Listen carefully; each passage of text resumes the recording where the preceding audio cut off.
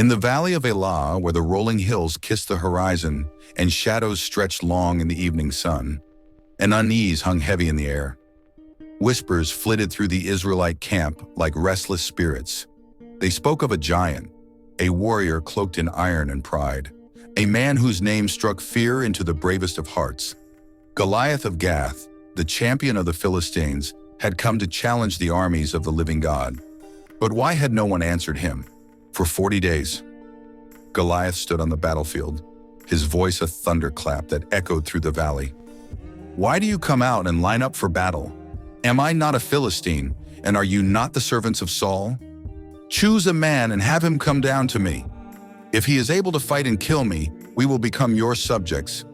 But if I overcome him and kill him, you will become our subjects and serve us. 1 Samuel 17:8-9. The Israelites, seasoned warriors and men of valor, shrank back in fear.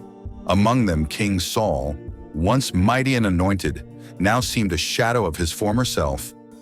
No one dared to face the giant, whose armor gleamed like the sun and whose spear was as a weaver's beam. The Israelites murmured among themselves, "Is there no one who will rise to the challenge?"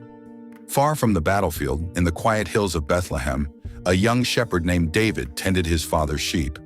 The youngest of 8 brothers, David was unassuming, yet striking, his eyes reflecting both a boyish curiosity and a steadfast faith. He was often found with a harp in his hands, singing psalms to the Lord beneath a canopy of stars. To get more Bible stories, subscribe to this channel and click like.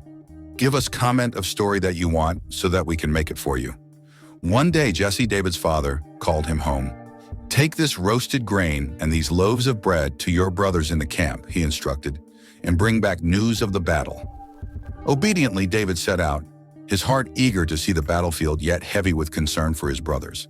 When David arrived at the camp, he found it in disarray. The soldiers were stirred, some preparing for the day's standoff, others whispering of Goliath's latest taunts. As David listened, his youthful face darkened with indignation. "Who is this uncircumcised Philistine that he should defy the armies of the living God?" he demanded. Word of David's boldness reached King Saul, who summoned the shepherd boy. Standing before the king, David's voice was steady. "Let no one lose heart on account of this Philistine.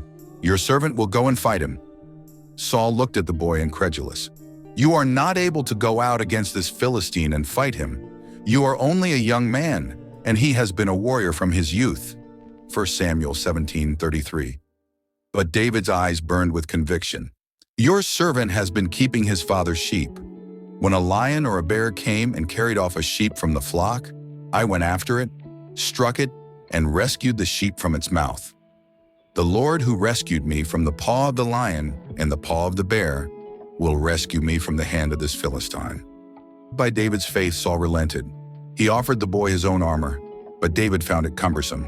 "I cannot go in these," he said, "for I am not used to them." Instead, David took his staff, chose 5 smooth stones from the brook, and placed them in his shepherd's pouch. With his sling in hand, he stepped onto the battlefield. Goliath loomed in the distance, his laughter a deep rumble that seemed to shake the earth. "Am I a dog that you come at me with sticks?" he roared, his voice dripping with disdain. "Come here, and I will give your flesh to the birds and the wild animals." But David stood firm, his voice ringing, clear and unwavering. "You come against me with sword and spear and javelin, but I come against you in the name of the Lord Almighty, the God of the armies of Israel, whom you have defied. This day the Lord will deliver you into my hands, and I will strike you down and cut off your head. All those gathered here will know that it is not by sword or spear that the Lord saves, for the battle is the Lord's." 1 Samuel 17:45-47. As Goliath advanced, David reached into his pouch, his hand finding one smooth stone. He placed it in his sling, whirling it with practiced precision.